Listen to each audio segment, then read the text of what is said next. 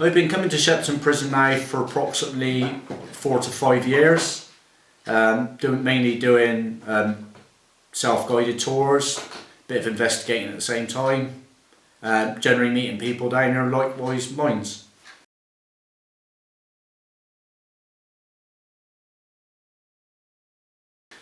I did start off, because I've got a keen interest in the paranormal activity, in the paranormal world. I started off by coming down and just venturing around self-guided, checking out the places and stuff like that, and started investigating with my equipment, doing ghost hunts, tours, and generally started falling away from the ghost hunts and started meeting people down here with like minds, joining up, bringing our equipment down and seeing what we can gain on each visit.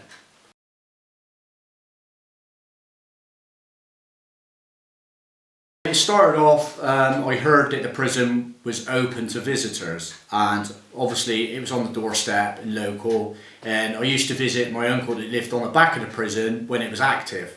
So I thought, as it was empty, it'd be a perfect opportunity just to have a look at an open prison, see how the prison worked, and gradually over a period of time,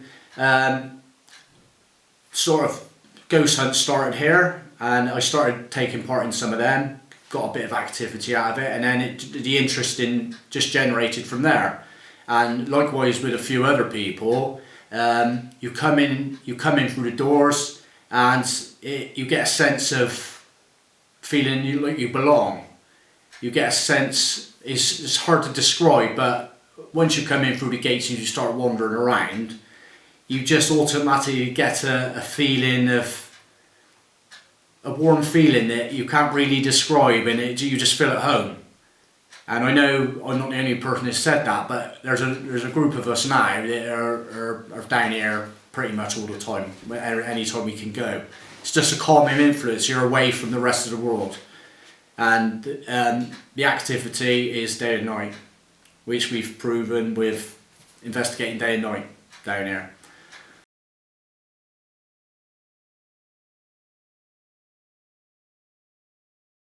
Yeah, I've had experiences on numerous devices. I've had catball activity. We've had it going on and off on command, answering questions. I've got a light sensory bear, which I've had going on and off on command on certain things. Not all the time, so we've sort of dismissed when we've put in different scenarios, cells at different times, day and night. We've come down here sometimes, nothing at all, and other times we've had it going off on command. So it's not a religious thing, it's going off consistently to enable it to debunk it as a fake device. And I've had a K2 meter, I've had going off crazy down here. Again, one time absolutely mental, other times doesn't go off at all. And I have seen a shadow person once down here in the sort of 4 or 5 years that I've been coming down here. That's the only once I've seen so far. Very interesting. And that was going into the rooms underneath the treadmill house. We had, I did have a device on my phone as well, an app which you can also talk into and ask questions, and then it come up with words and stuff. And I did have Charles Squire's Hanged, which I thought was a pretty concise name. And when I took it back to the office.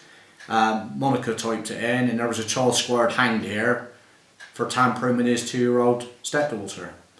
So a name came out on the device, and it actually had relevance to a prisoner that was here, which I thought was pretty accurate result.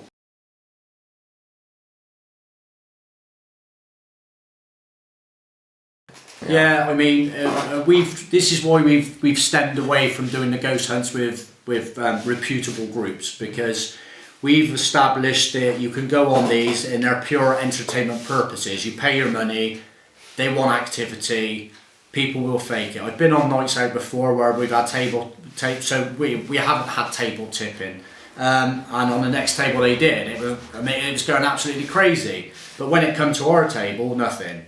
We had a certain person that moved from that table to our table, and it started going. But you could see she was moving with the table. Of course, other people in the room were finding it amazing. But when you've been doing it for so long, you sort of know what's real and what's not real, and you can sort of debunk things quite easily. And it's something that you can't take lightly. I mean, if it's in the dark, you shine your torch to where you're here and tap in. And the sole importance of it always trusting the people that you're doing with. If you can't trust who you're with, then you've got no hope in it at all. You've all got to be on the same page. You've got to be open-minded. If you're not open-minded and you've had experiences before and you do believe it, then that's understandable, and you can sort of relate to it. But with tapping, is like you said, it's an old building. You've got old materials in it. Changing temperature, you hear creaks and moans and groans all throughout. But if you can sort of listen to it for a while, see if there's any windows open, changing temperatures, again testing it in different. If you could come on a summer's day, try it on a cold day, see if there's any difference in it.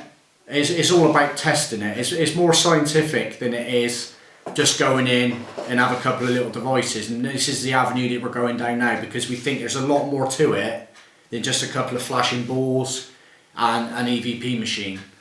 I mean, EVP machines are brilliant. They're picking up sound waves and they're getting voices on there.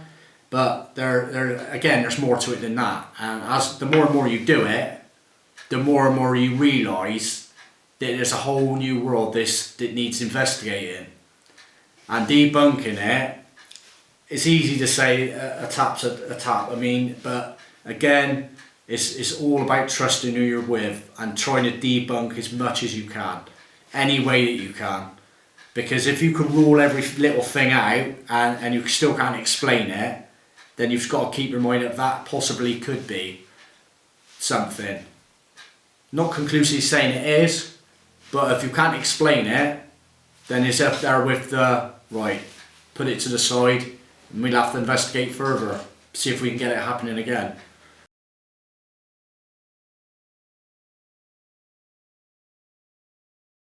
Yeah, I would like to be either scratched or hit or poked, anything physical.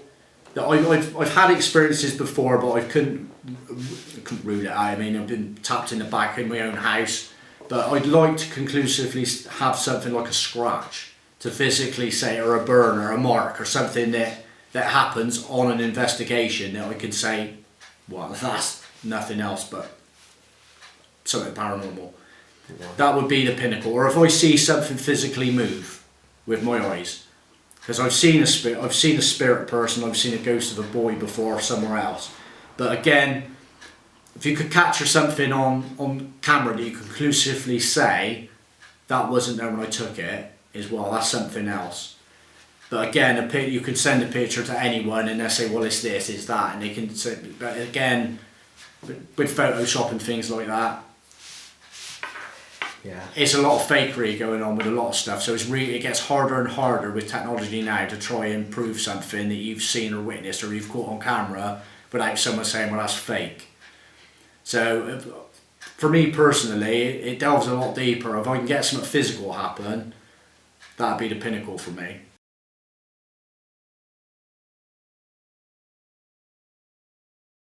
You've got to be really respectful for who you're talking to.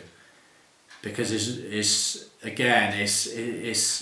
a suffering spirit that was here, and they don't have to communicate with you, so you need to be respectful at all times, because you don't know who you're talking to. They don't have to, and you said it's gone through so many changes here. And I mean, there's a lot of suffering here, and I think you have got to be respectful in the fact that it wasn't always a nice place to be.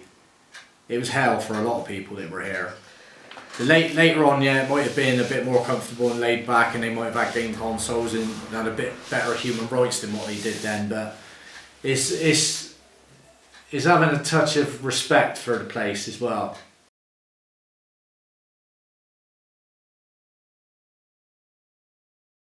It's just got that draw to it that just keeps you wanting to come back. I mean, you walk around the place day in and day out. I mean, it's never tiresome or boring. It just draws you in every time. And I think that it's just the fact of the whole 400 years of history just here, and the changes, like with Dave, it'll tell you like all the flooring plans had changed and how C-wing changed and the passageway, how women and men were separated and segregated here.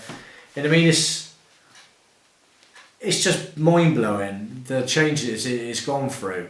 I mean, if it was a 30-year-old prison, I don't think it'd have so much interest as what this place has got. No. And I don't think a lot of people really appreciate how old it is and how much has changed in here over the 400 years. I agree. Even part of the military, I mean, it's the Doomsday Book, I mean, it's so much to Shepton Prison that people don't know. I mean, to walk around in like half an hour and go, oh yeah, well we've done that now, it's total like, it just leaves me in disbelief, really. And how people could just go around here and just walk out and say, well, I didn't really enjoy it, that's just a prison. You obviously haven't sat and thought about like what's going on here. But it just goes to show the amount of people that's coming in here, I mean, it's phenomenal. I mean, you can't come on Saturday morning now without just being rushed around and get out the door. You end up just doing a self-guided tour because There's no too point. many people. Yeah.